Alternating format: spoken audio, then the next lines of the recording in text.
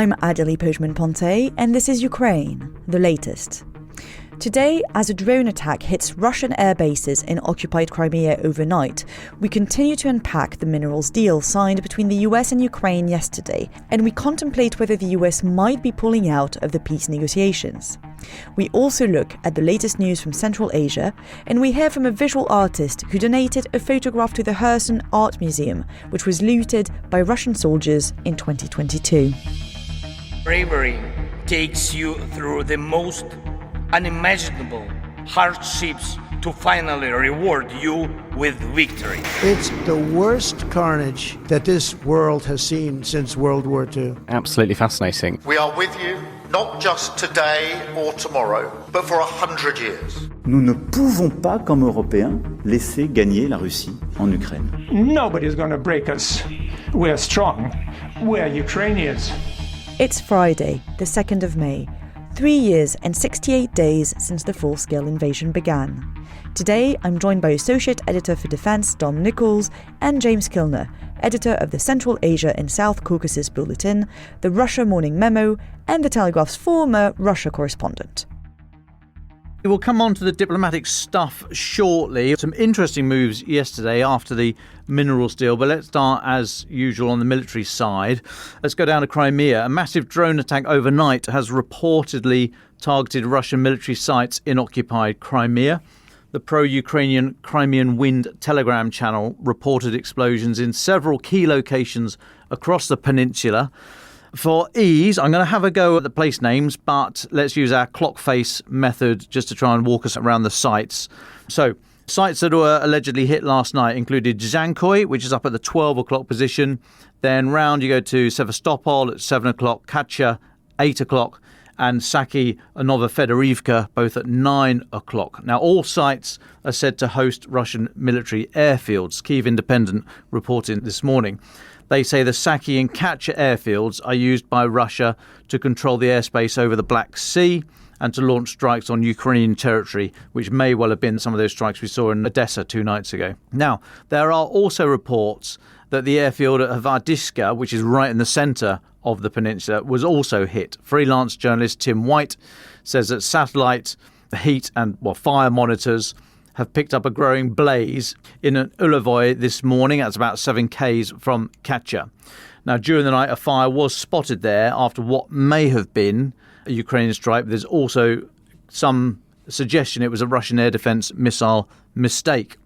Anyway, videos published by Crimean Wind showed multiple explosions and a fire near the village of Ulovoy, as I say, close to the Katya airfield. And Mikhail Razvoziev, who's the Russian installed leader in Sevastopol, said on Telegram that, quote, loud sounds were caused by Russian forces repelling an attempted drone attack.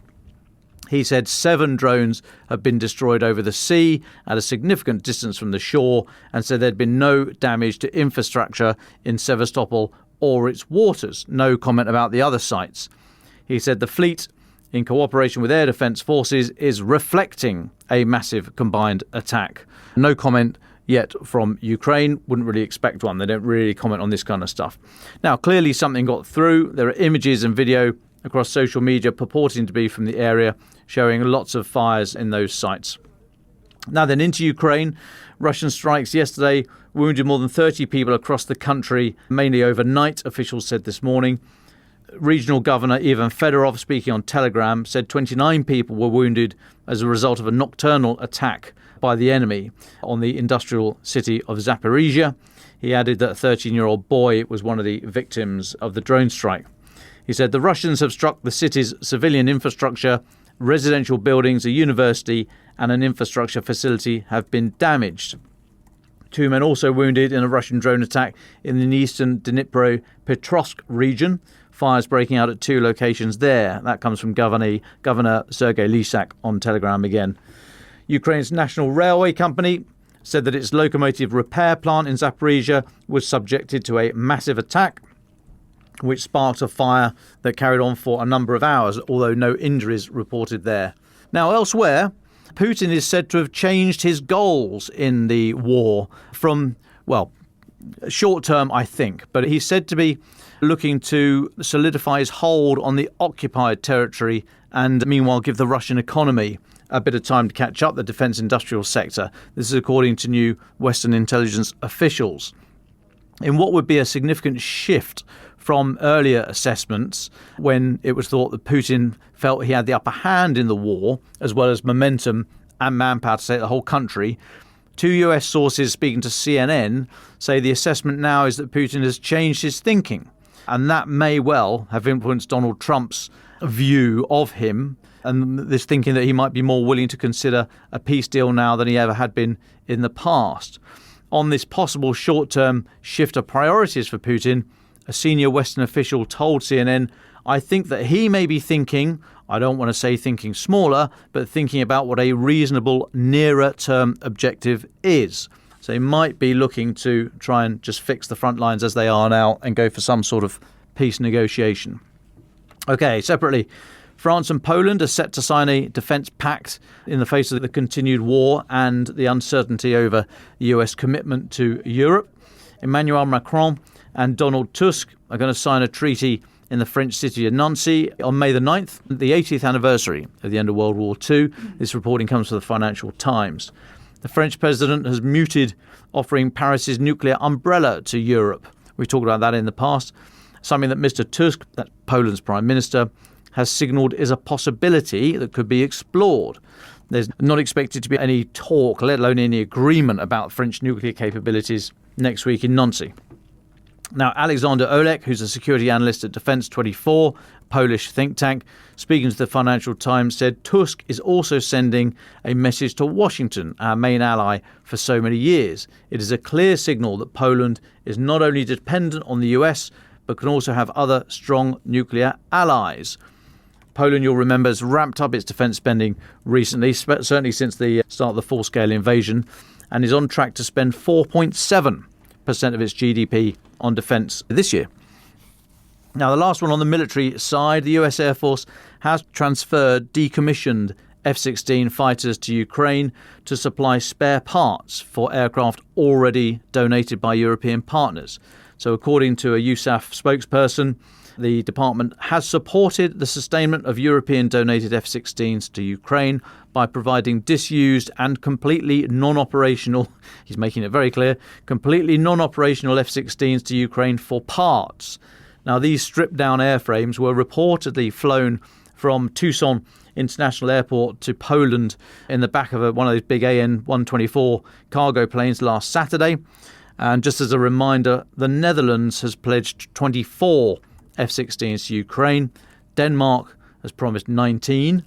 And Norway, I can never get my head around this, Norway has pledged between 6 and 22.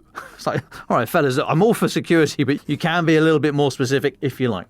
Belgium has also said it intends to provide F-16s, but hasn't said how many. That's the military updates for now, Adélie. Thank you, Dom. And so the big news yesterday was that the minerals deal, as you mentioned, was signed. So that helps us all to breathe a little more on this Friday, end of the week. Are we all happy and satisfied with what's happened yesterday? What are your thoughts?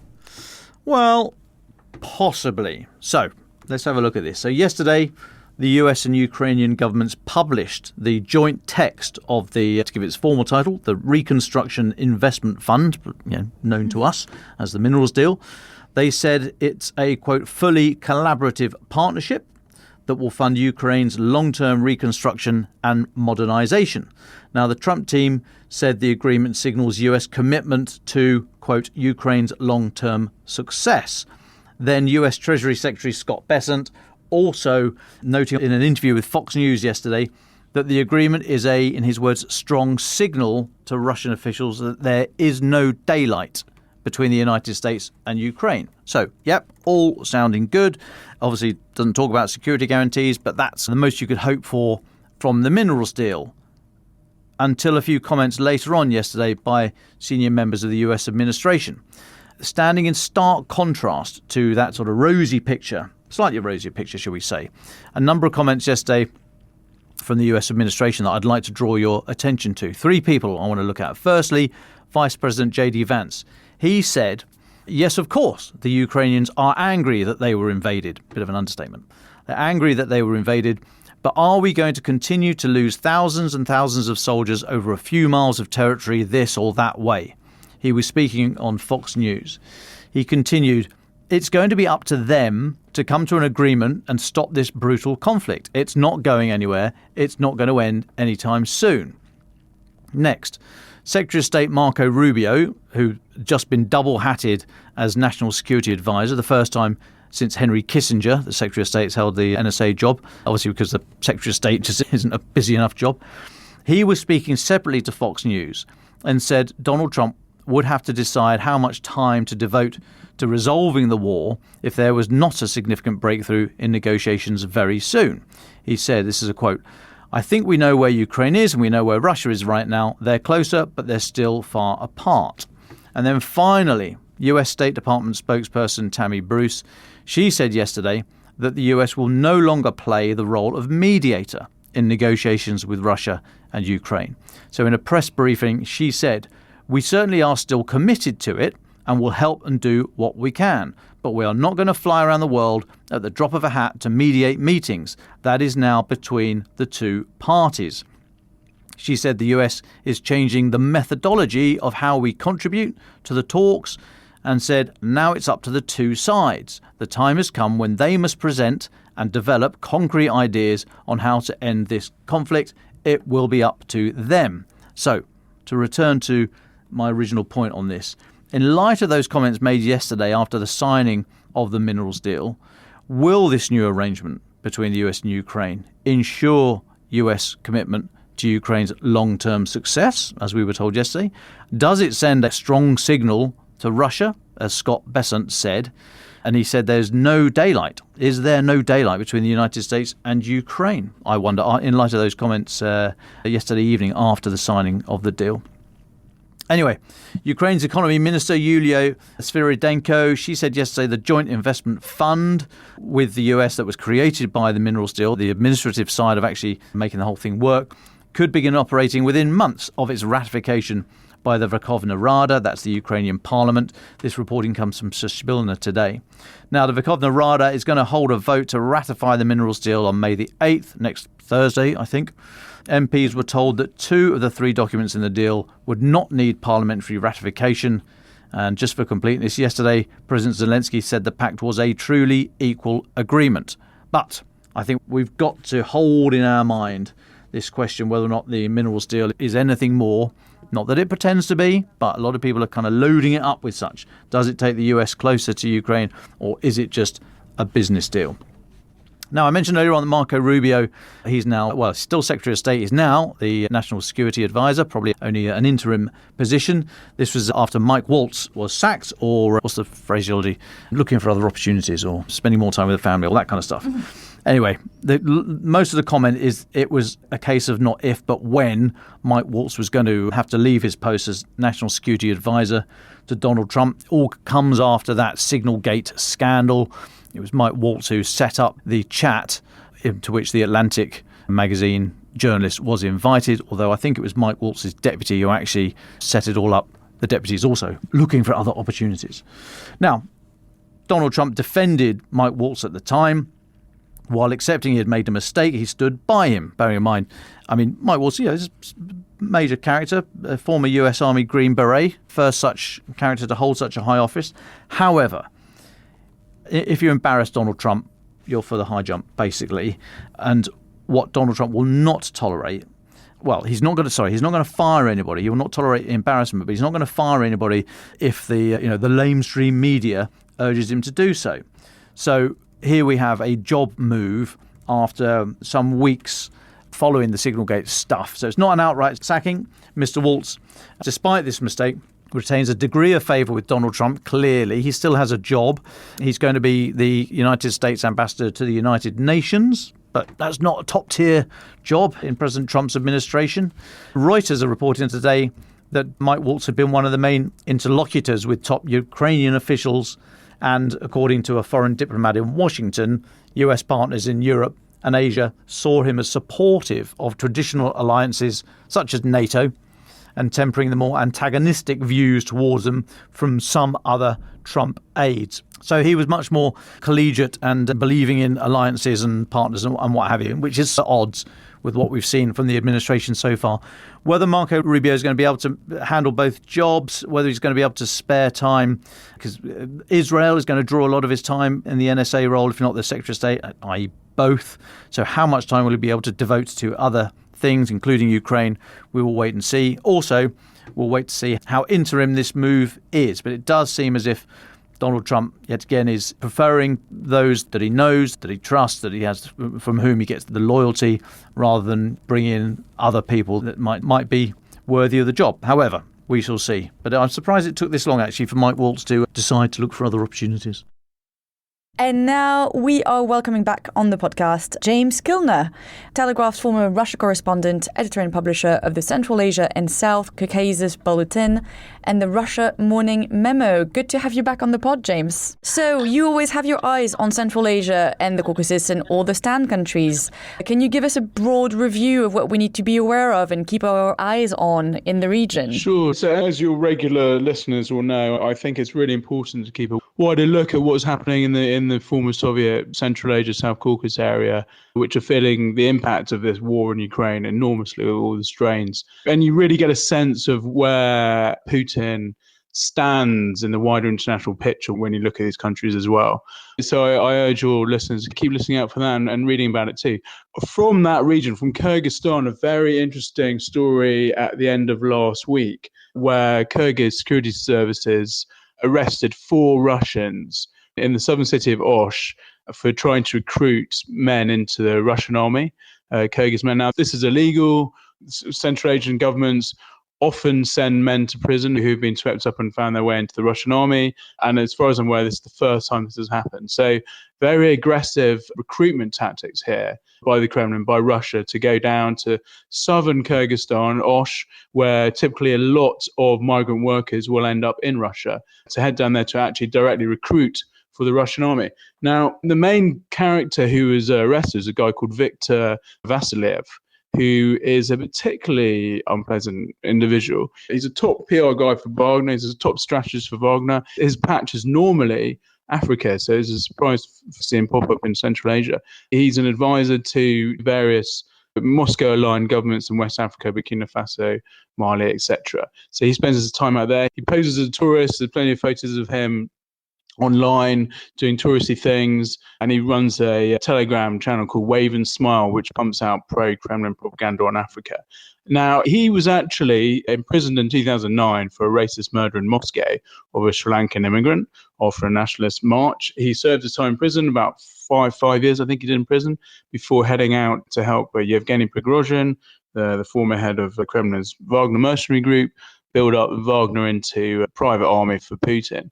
And he really, by all accounts and purposes, he really excelled. He was also sent down, according to Russian opposition media, he was sent down to Kiev in the run-up to the Kremlin's invasion. So really a top Kremlin deniable agent here, busted in Kyrgyzstan recruiting for the Russian army. That happened at the end of last week. There's 4 individuals, at least 2 Russian nationals, but 4 individuals arrested. A court in Bishkek, that's the capital of Kyrgyzstan, had ordered them to sit in prison until the formal charges were announced, etc. But at the beginning of this week, the Kyrgyzstan suddenly released them. It seems that the Kremlin picked up the phone, had a word with the Kyrgyz security services, and they were released. Now, this really shows the important point here is that the Kremlin, as we know, is going to great lengths to bolster a number of soldiers that it has in Ukraine and is prepared to flout every international law to do that.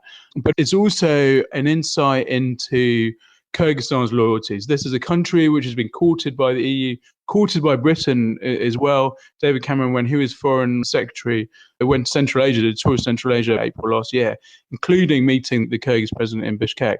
And this was an opportunity for Kyrgyzstan to show its loyalties, and it did. It came out on the side of Russia. It's let these characters go. So a really, really interesting story for your listeners there to get into.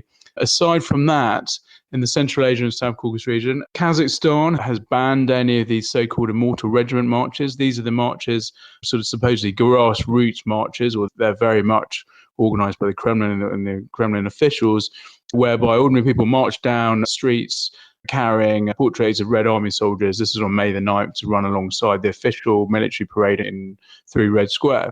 These are classed the Immortal Regiment. They're very, very central to Kremlin propaganda. This is like the way the Kremlin and Putin involves ordinary people in its big narrative of Russia standing up to fight the Nazis.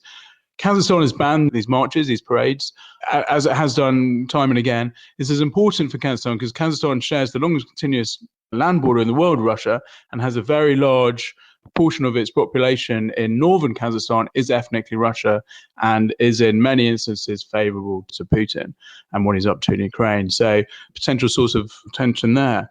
Moving on to the South Caucasus, just want to bring up two quick stories for you, Adélie, and your listeners. It's starting, well, I say we start in Armenia. Actually, we start in the Kremlin, who is thinking about Armenia.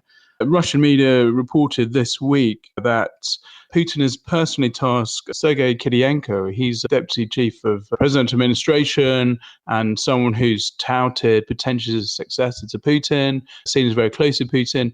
Putin has tasked this Kirienko personally with mounting an influence campaign in Armenia ahead of parliamentary elections there next year. As we know, Armenia has become a real hearts and mind battleground between the West and Russia. Armenia's fallen out of Russia because it essentially didn't think that it provided enough security against Azerbaijan. Armenia and Azerbaijan have been waging on-off war since 2020 over the disputed region of Nagorno-Karabakh, and Azerbaijan has won. Russia failed to step in and defend the peace as it had promised to do. Armenia's been annoyed with them and is increasingly tied to the West. It's got a lovely new embassy in London, it's buying weapons from France, and it fancies joining the EU. This has been very much pushed by Prime Minister Pashinyan. There's a parliamentary election last year, and the Kremlin is rolling up its sleeves, getting ready to mount these influence campaigns. We all know how tough it is for these small ex-Soviet countries to try and shift away from the Kremlin or sphere of influence. So really important stories there are about Armenia. The Kremlin is already publicly warning Armenia that if it leaves its various groups and joins the EU, there's going to be trouble. And now Putin personally placing Kirienko on the job of projecting Kremlin influence inside ahead of the parliamentary elections, a big step up, really. So I would definitely advise your listeners to keep an eye on that one. For the last story, just flagging up from Georgia, is occupied part of Georgia, Abkhazia. This is a breakaway part of Georgia on the Black Sea coast, and South Ossetia breakaway from Georgia in the early 1990s after the collapse of the Soviet Union.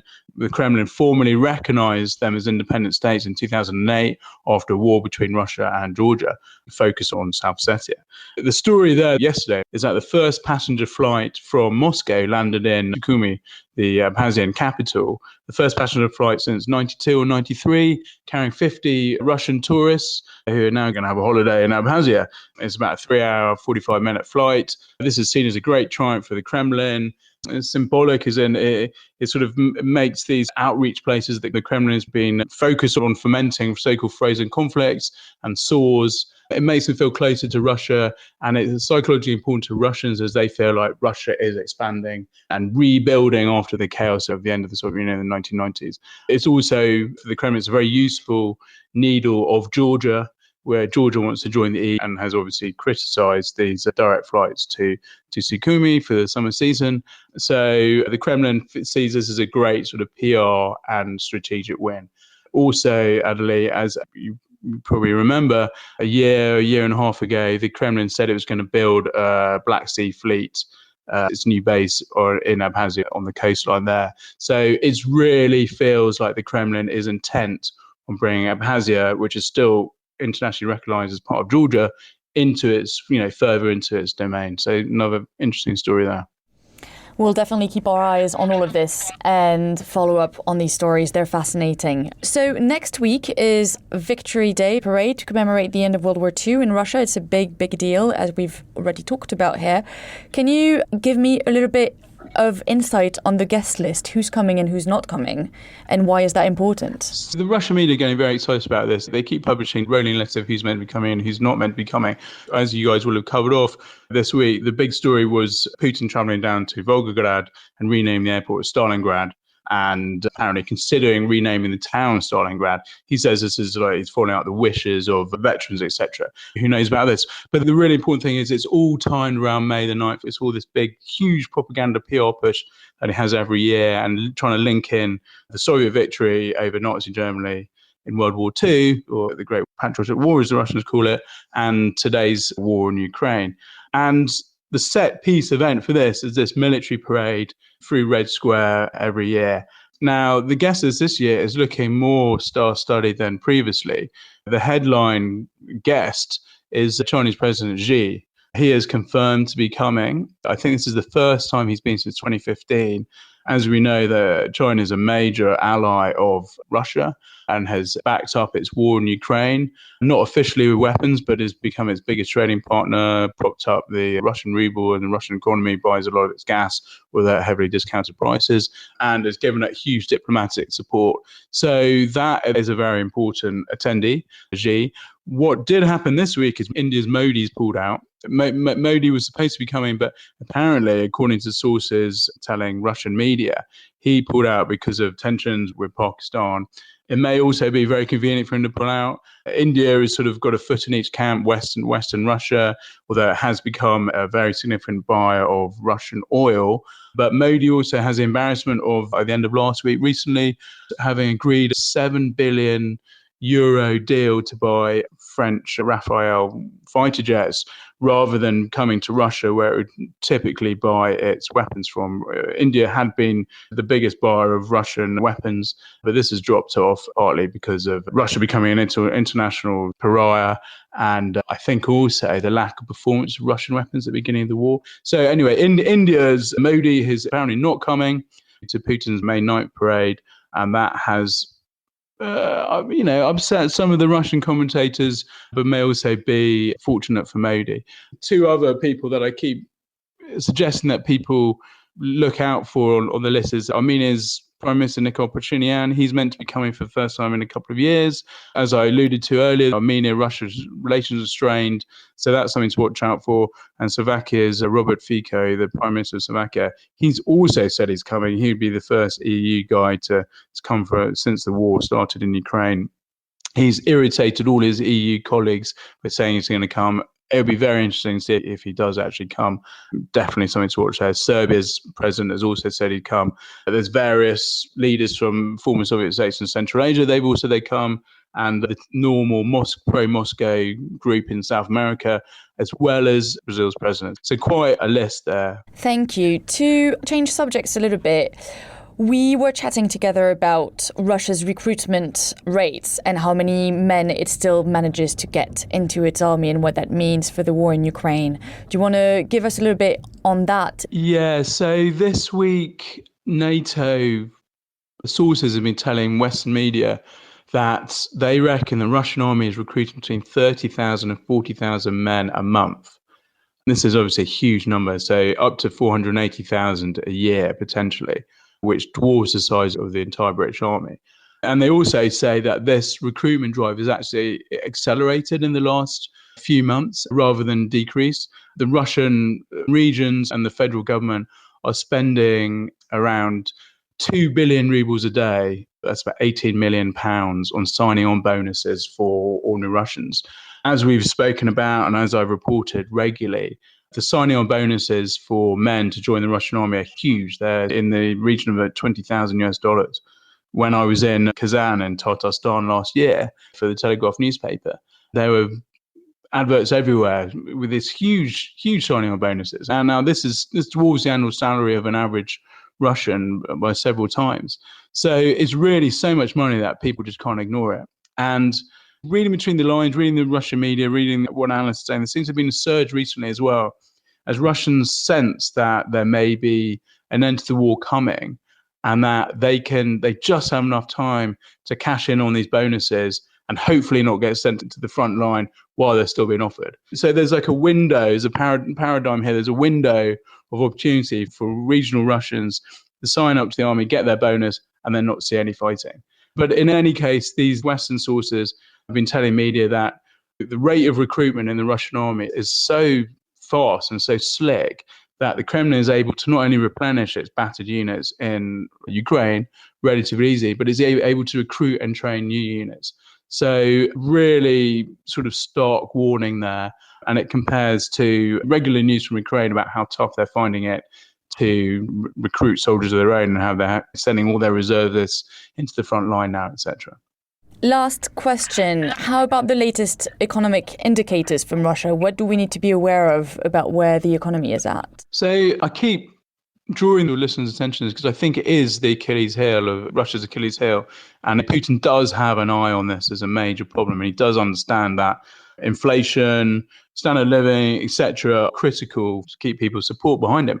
Now, this week, the Russian Economy Ministry actually was forced to downgrade growth estimates for Russia this year. This is partly because of the drop in oil prices. Oil prices have come down by about 12-13% in the last month or so as OPEC struggles to rein in overproduction by some of its members, mainly Kazakhstan, but that's another story. But this has impacted Russia's income, basically. It gets about 25% of its income from oil and gas sales. Now, Russian Economy Ministry has downgraded its estimate for the price of oil this year, the average price of oil this year, which means that it's had to downgrade its potential income.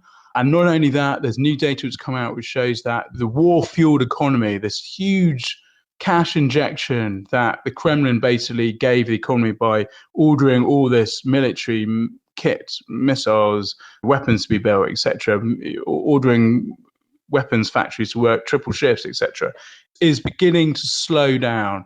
Not production, but the impact it's having on the main civilian economy.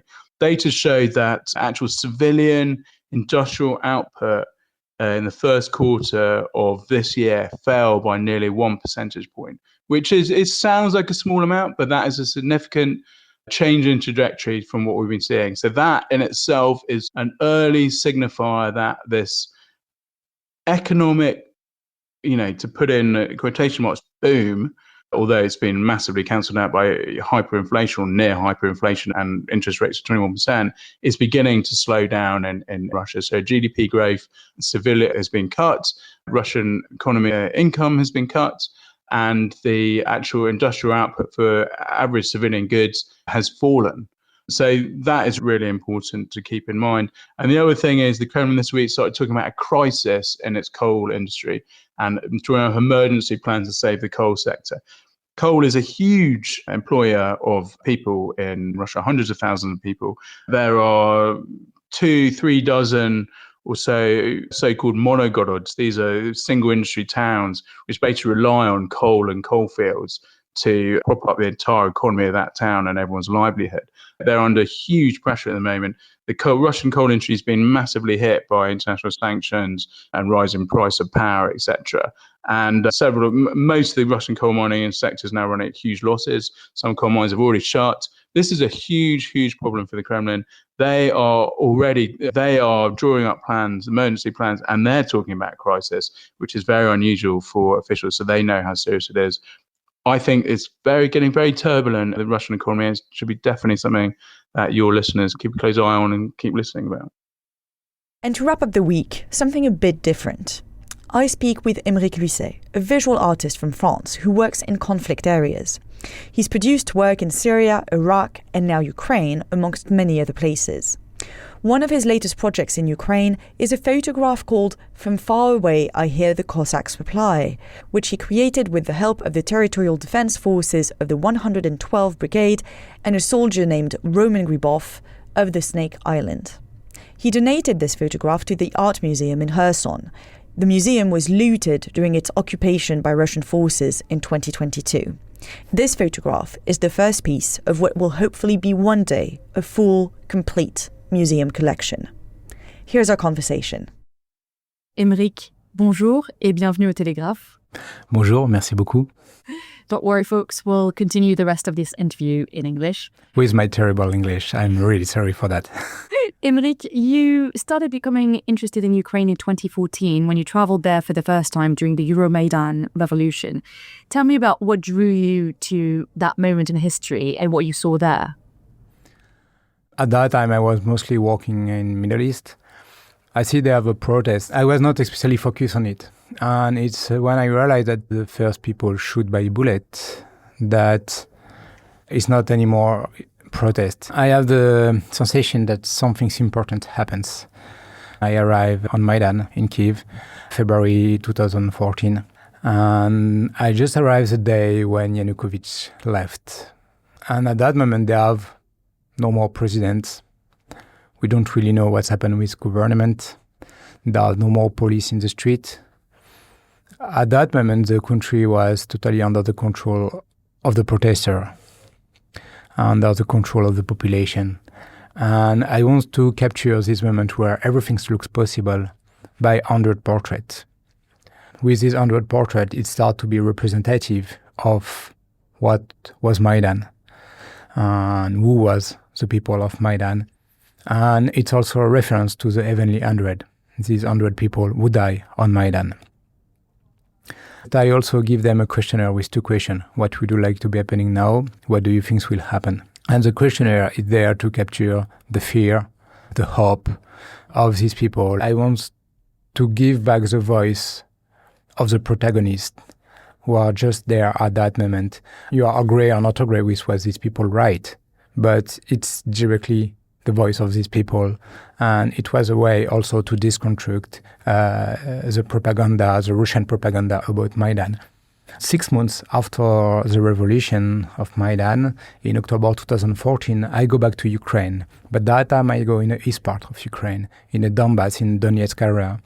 And during the night, I put the portrait and the questionnaire in the street to show to the people who was under the Russian propaganda who was really the person of Maidan. How did people respond when they saw the posters the next morning? My favorite places was to put it on the Lenin statue on the main square. Maybe 15 people around the statue and was talking about my photo and my questionnaire. And I arrived, say, oh, what is it? And the other guy who speaks English and start to translate me the reaction of the people. They have a big debate between the people and they say, oh, this is a neo-Nazi of Maidan. And there are other people who say, oh, look what they write. They want the same things that we want. And after there are other people who say, oh, yes, but they want to kill us because we speak Russian. And another group react and say, oh, but look, many of these Christian other people answer in Russian language. And it was really interesting to see this, how it's created debate and how it's maybe changed some position. I don't know. That's fascinating. And then you did a second series of photographs where people don't show their faces. It was similar to the one in Maidan, but people, you just see their backs. And it's people who resist Russian occupation, isn't it? Yes, I do this project in the beginning of March 2022. And I was interested about this civilian resistance, and it's very important because as a civilian resistance, it's the heart of this war. At that moment, the situation was very chaotic. This was the civilians who took guns. It's also the civilians who do food for the fighter. Civilians who try to catch information about the movement of Russian army and share it with the fighter. This civilian who do Molotov cocktail. This civilian who do camouflage net. This civilian who take the injuries people from the front line and bring to some hospital. And this is all this civilian resistance that I decided to work on it. And so did you take these photos all across Ukraine or more specifically in the occupied areas? I never say where I took the picture. I want to preserve a maximum anonymity of each of them. I do a project quite similar to my project on Maidan, and with the portrait and the questionnaire, with the two same questions. What would you like to be happening now? What do you think will happen? But that time, the portrait, I took it from the back because I want to preserve the anonymity of each of them. And I also put a black fabric as a background and to unify the backgrounds because sometimes you can recognize building can be dangerous. But I also take the portraits of the face. One day, when it will be possible, to show this face of this civilian resistance. That's an exhibition for hopefully not too long. I hope so. Let's move on to your more recent work. So you got involved with the art museum in Kherson. obviously a city that's been occupied and then deoccupied. And the museums in Kherson have been severely looted by the Russian occupation. So tell me about the project. What is the photograph? In February 25, 2022, when the Minister of Defense of Ukraine shared a recording of a conversation between Ukrainian soldiers and a Russian boat on the Snake Island. It's a small island, Ukrainian island on the Black Sea. And on this island, there are 13 Ukrainian soldiers. And they have a Russian war boat who arrive and ask them to surrender. And they have these radio conversations. When they ask them to surrender, one of the Ukrainian soldiers took the radio and tell them, go fuck yourself. Yeah, that's a very famous exchange. Very famous exchange. And when I listen this recording, I immediately think to the letter of the Zaporizhian Cossack to the Ottoman sultans. Just to put that into context, what you're talking about is a painting by a Ukrainian painter called Ilya Repin. Yes. It's a painting that he made at the end of the 19th century. And what it represents is Zaporizhian Cossacks writing a letter to the Ottoman Empire back in 1676. Why did that pop up in your mind? In this painting, the Zaporizhian Cossack received a letter of the Ottoman Sultan asked them to surrender. And they answer to the Ottoman Sultan by a letter of insult. It's why I immediately do the parallel between both. I really rediscovered this painting during Maidan in 2014 because they have reproductions of this painting. And this painting is really important for Ukrainian. But at that moment, we don't really know what's happened on the Snake Island, and we don't know what's happened to these Ukrainian soldiers. In June, I see in the media that they have a prisoner exchange, and they have some soldiers of the Snake Islands who are free.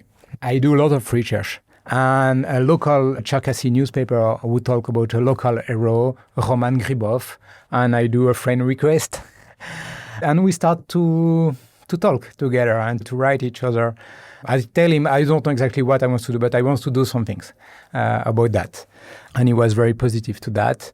In parallel of this conversation with Roman, I do a lot of research about Ilya Repin, about how Russians use the culture as a weapon, and the importance of historical narrative in this war.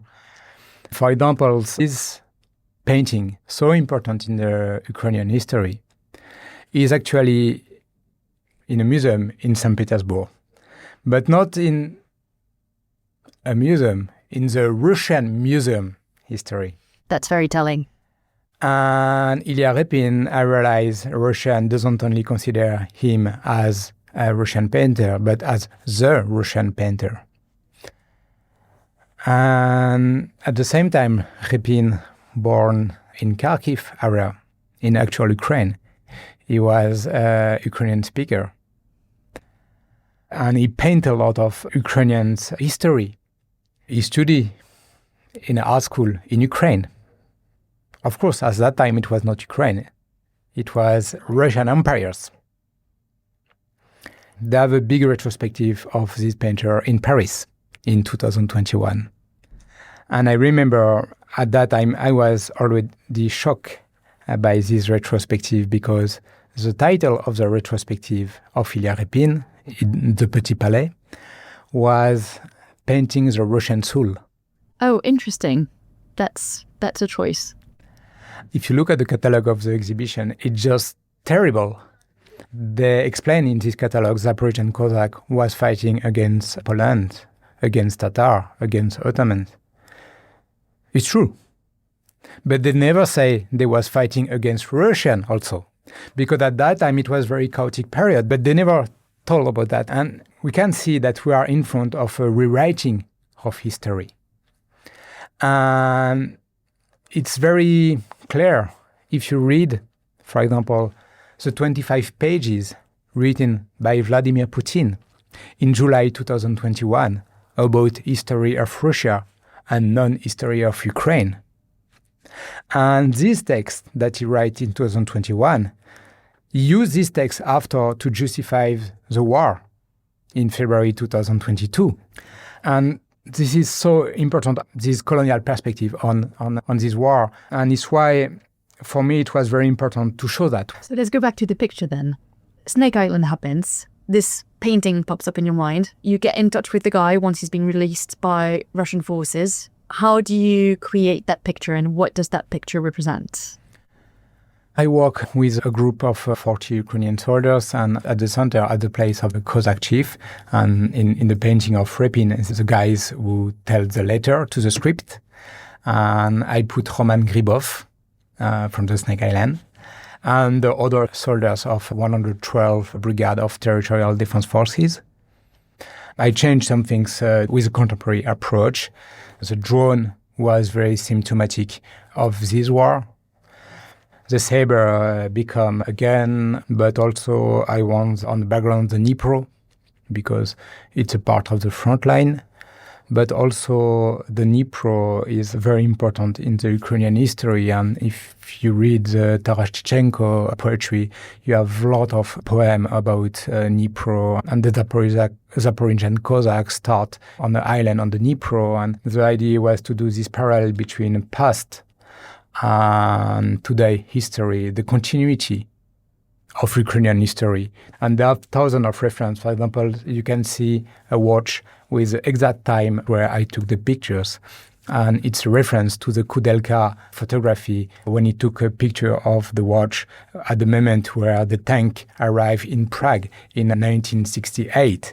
And it's also to remember that this war doesn't concern only Ukraine, it's concerned all Europe's. And so you said you already had the Kherson Museum in mind when you created that photograph. What I want to show with this picture is the importance of cultures and historical narrative. And the Kherson Museum, it was an example of this war for cultures, because when the city was under occupation, the Russians stole all the art pieces of this museum. Now this museum become just an empty building. And an empty building is not anymore a museum. You need to have a collection.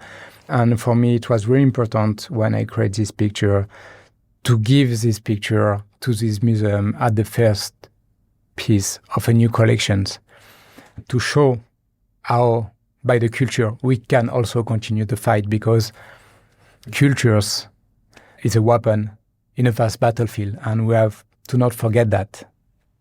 So now your photograph is the first work of art in the Kherson Museum after its looting from the Russian forces. You said it was now empty. That's an incredible thing. The day when I give the photography to the museum, it was for the second anniversary of the freedom of the city. At the beginning, I wanted to go to the Kherson Museum to bring the picture in the museum, but it was absolutely impossible to organize an event in Kherson Museum, because the Kherson Museum, it's like at 300 meters of the Dnipro, and the Dnipro is the front line. The other bank is the Russian army. And if we organize an event in the museum, we will be targeted immediately by Russian. The director of the museum, Olena, she told me, this picture is really important for us, and we have to save these pictures. And it's why they decided to organize a big event with the governor of Kherson in a place where it will be secularized. It was very strong, because now this museum have 1,000 and 1,000 of empty frame, because when the Russians steal the art pieces, they steal only the painting, not the frame. And they still have the frame, sometimes with the name of the painting, but empty. And they have my picture and this empty frame around. And it was very strong to see all that together. It was a really important moment, not only for me, not only for the museum, but also for these soldiers who participate to this project. When I think about this moment, I still have a lot of emotion about it. And yeah. I can imagine. That sounds very powerful. You said the photograph is not in the museum at the moment. It's being kept secret, isn't it? Yes, it's in the secret area, and to preserve this photography of Russian strike. And it's why they try to securitize all these cultural pieces who are part of this Ukrainian history. Do you think, how likely is it that the museum will get its pieces back again? Or is that wishful thinking? I have no idea. I want to be optimist and say, yes, they will find back. But at the same time, I don't imagine Russia will say, oh, we are sorry, we give you back what we stole to you. And it's horrible. When I give this picture, we have a discussion with the soldiers and also with Olena, the director of the museum. And we say, okay, we are actually dreaming to go to see this picture inside of the museum in Kherson and after eat a watermelon on the bank of the Dnipro. And by the way, the watermelon is the symbol of the city of Kherson. I didn't know that. Let's zoom out a little bit. You have been working in conflict areas as an artist for a long time now. You were in Syria, in Iraq, in Afghanistan. Why did you decide to create art in these places, in these zones of conflicts at that moment of time? And why is that so important to you? There are different reasons, and I can start with maybe personal things. I grew up in a Paris suburb, and they don't have any museum in the city where I grew up. And my family don't work in art, and I don't have art book at home. And the first time that I discovered arts was in a book of history in school. And what kind of art? It's the painting of David or Gros about Napoleon battle, and the painting of Otto Dix from the First World War, Guernica of Picasso. These books are full of artwork. And these artwork participate to the constructions of the historical narrative. And we see how important historical narrative is. It's very political.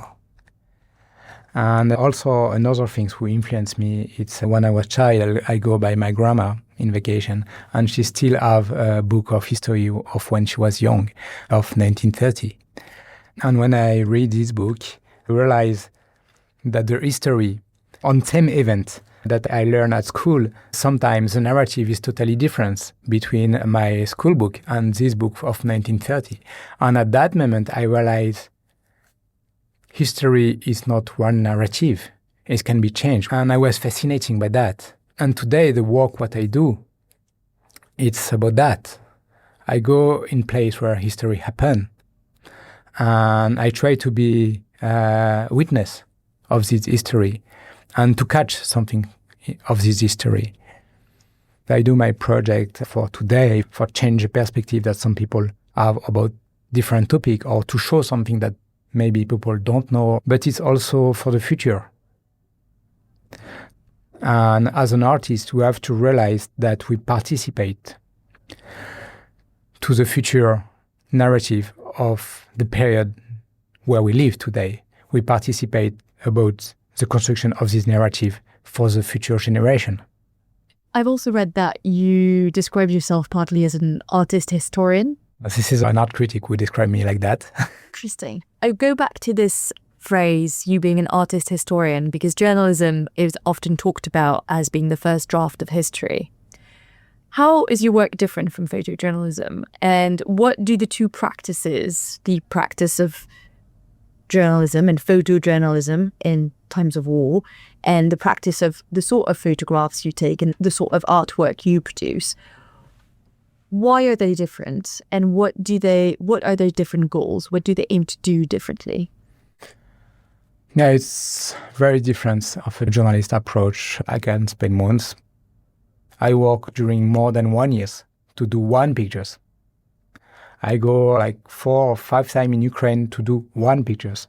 And each time when I talk with friends and I say, oh, I go to Ukraine to maybe do one pictures, they look at me like, are you crazy?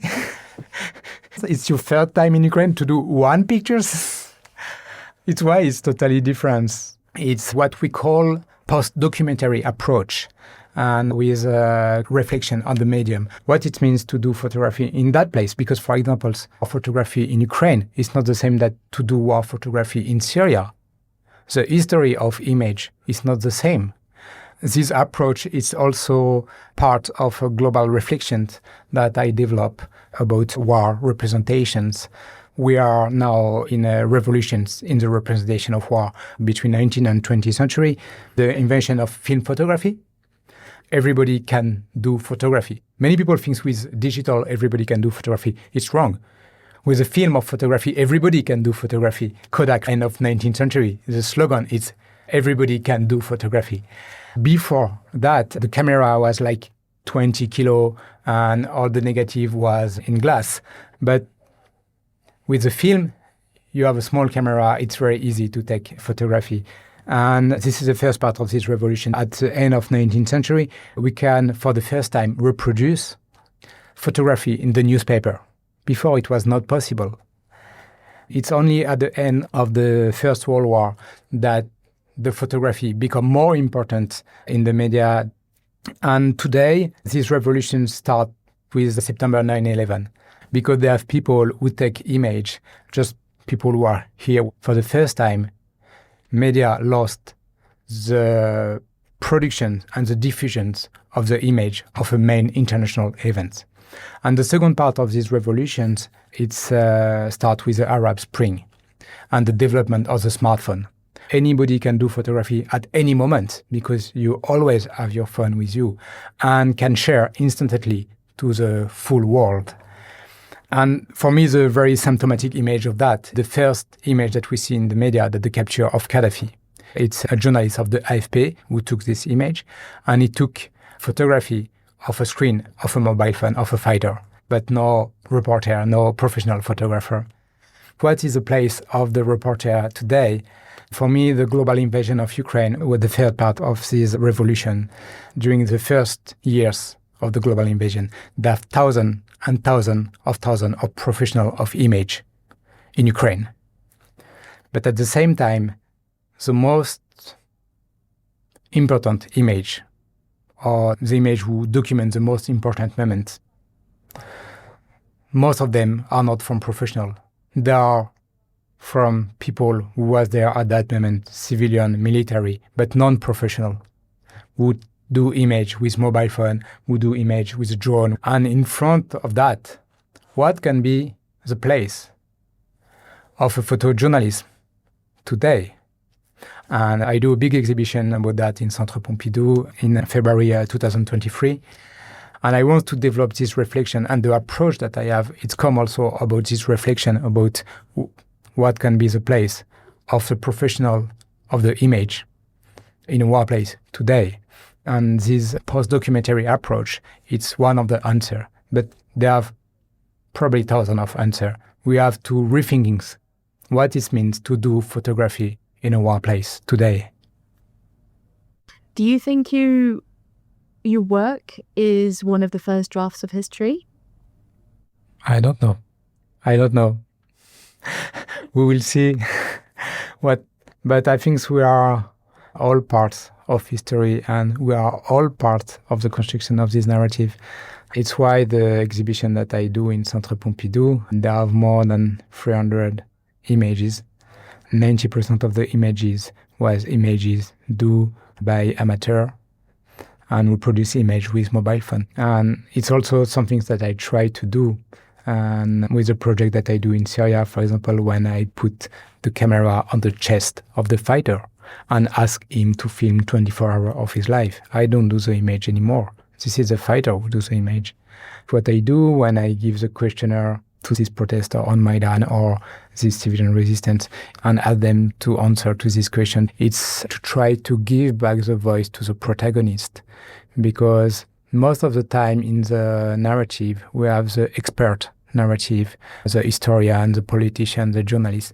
But it's also very important to listen to the voice of the protagonist. It's so important, and it's what I try to do. Emeric Lhuisset, thank you so much for coming to the studios today. Merci beaucoup.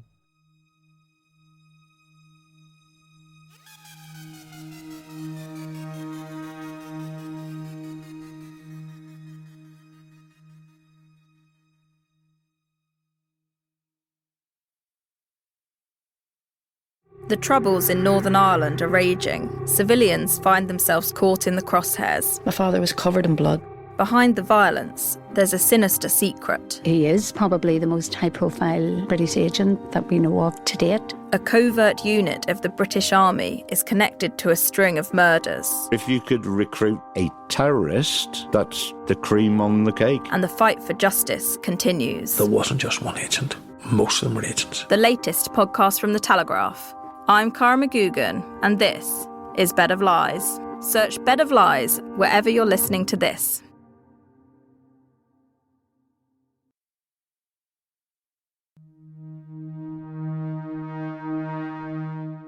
Let's move on to our final thoughts now, shall we? Dom, do you want to start us off? Yeah, thanks, Adélie. A couple, if I may. So I'm trying to read around about these responses to, after the minerals deal, whether or not this does signify just a disinterest from the US. True colours perhaps being shown here about actually how interested they are in peace in Ukraine, or if this is just a face-saving way for the Trump administration to get around the whole peace in 24 hours, peace in 100 days kind of thing. You know, Donald Trump doesn't want to accept that was actually always probably going to be off the table, bit too difficult. But, is he looking to save face here? They've already said that the 24 hours thing was a joke, which, didn't sound like a joke at the time, but you call it a joke, fine, I can live with that. So call the 100 days thing a joke as well. Style it out. But if this is showing Donald Trump's true colours, the minerals deal, this fully collaborative relationship was only business, i.e. get the minerals deal done, you've had your fun, you're not going to call Ukraine anymore. And I accept Europe must do more here. It's not an either-or thing. But I just wonder, if this is the true colours of the Trump administration, it will destroy the US credibility when it comes to claiming that you're the leader of the free world. Now, if you're happy with that, with losing that moniker, or every time you say it now, everyone's just going to snigger behind their hands, fine.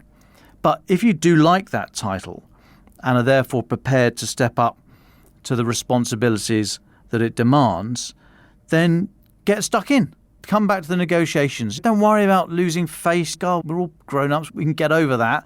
Are you more interested in saving face or saving democracy? Anyway, I will be very interested to see how this plays out.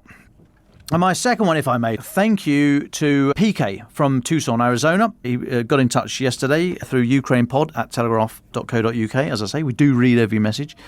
Got in touch to point me to a TED Talk a few days ago by Palmer Luckey, the founder of Anduril Industries, drones, AI, innovation, all that kind of stuff.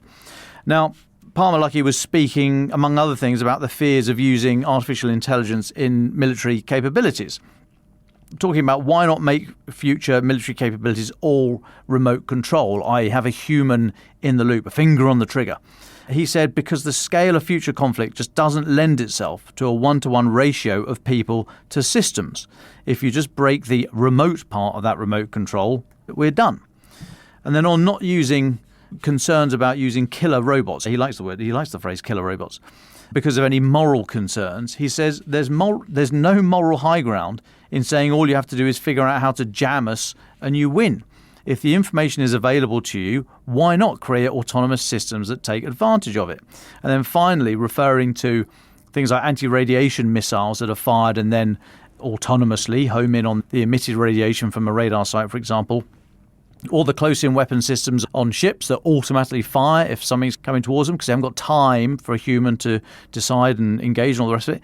He said, we've been in this world of systems that act out our will autonomously for decades.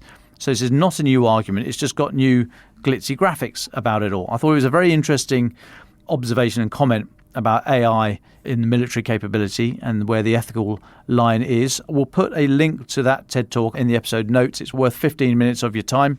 Interesting stuff. Let us know what you think. Thank you, Dom. My final thoughts today. So this week was the 29th anniversary of the explosion at Chernobyl. And I was just reading a story about the impact it's had on southern Belarus. And the article goes over the hidden impact that it's had on that area. It's called the Pojzman Marshes. And there's some very interesting and quite baffling, to be honest, anecdotes. For example, there were radioactive clouds over the area just days after the explosion, and the clouds were going towards Moscow.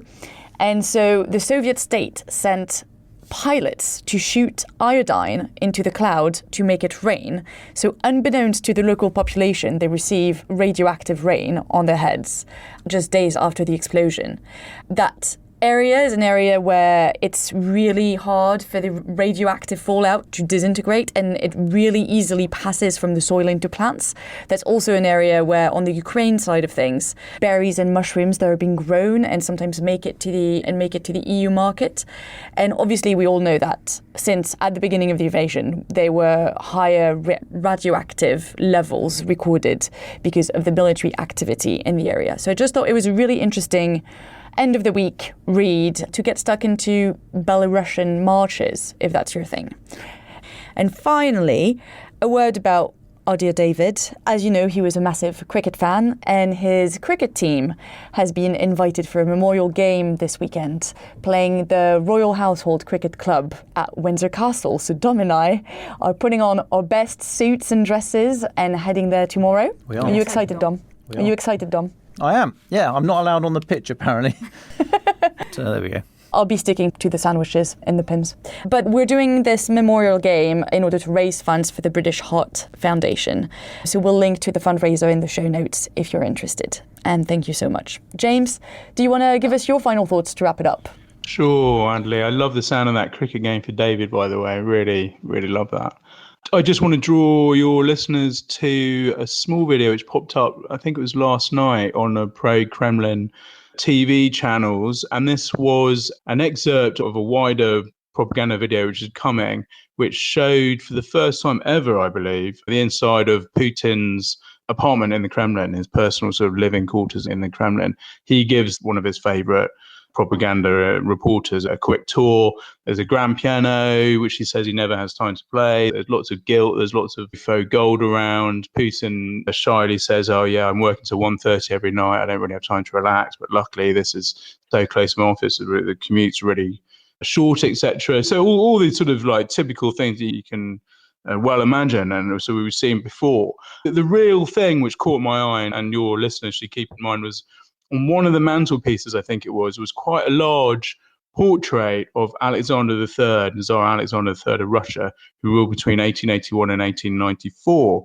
Now, he is well known to be one of Putin's favorite czars. Putin sees himself as one of the great men of Russian history and wants to go down as a great Russian leader. He's very aware of his legacy, and he often looks to the czars for inspiration. Peter the Great, who built the Russian Navy and expanded the Russian border, Catherine the Great as well. All these are his heroes, and as is Alexander III.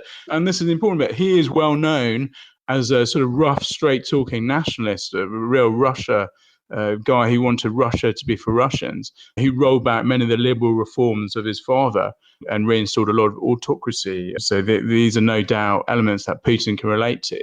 Now, where it gets interesting is whether or not Putin and the Kremlin is playing games here, because the other thing that Alexander III is known for is being a peaceful czar.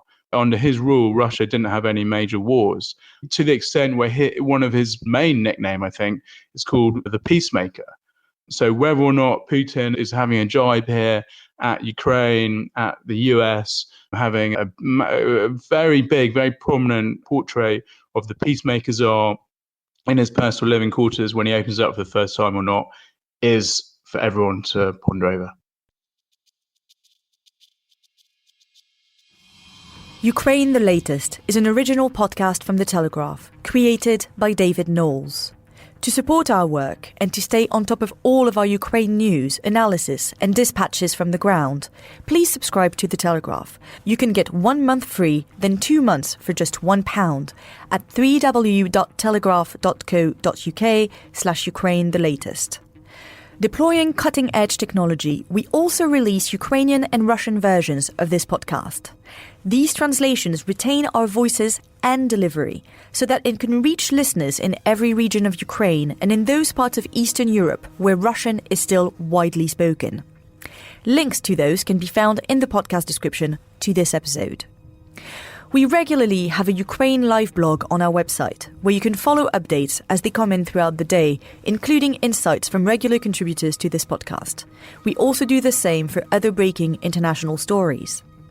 If you appreciated this podcast, please consider following Ukraine, the latest, on your preferred podcast app. And leave us a review, as it really helps others find the show. And please also share it with those who may not be aware we exist. You can listen to this conversation live at 1 p.m. London time each weekday on X Spaces. Follow The Telegraph on X, formerly known as Twitter, so that you don't miss it. You can also get in touch directly to ask questions or give comments by emailing ukrainepod@telegraph.co.uk. We do continue to read every message. You can also contact us directly on X. You can find our handles in the description for this episode. As ever, we're especially interested to hear where you are listening from around the world. Ukraine, the latest, was today produced by Rachel Porter. Executive producers are Frances Durnley, Louisa Wells, and David Knowles.